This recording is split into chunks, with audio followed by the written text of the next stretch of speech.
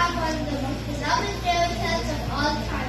It's a story of excitement and devil and Angelina winning.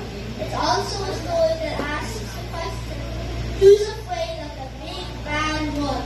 So let's find out and about the three little kids. We hope you enjoy the show.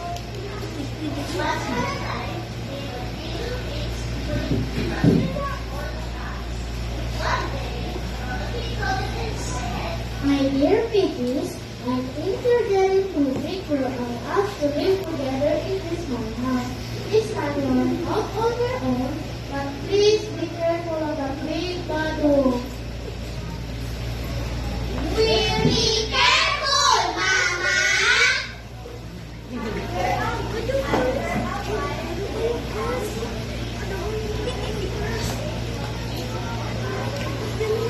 I build my house out of straw. It is fast and easy to build. I'll use sticks to build my house. It's strong enough to protect me from the big bad wolf. I think I'll take my time and build my house with bricks. It will be very strong and steady. After one day, God, my strong house is cozy and so easy to make. I can play all day long. After 3 days, my stick house is done too. It's strong, it's steady and stronger. The third little pig built his house quite slow and water.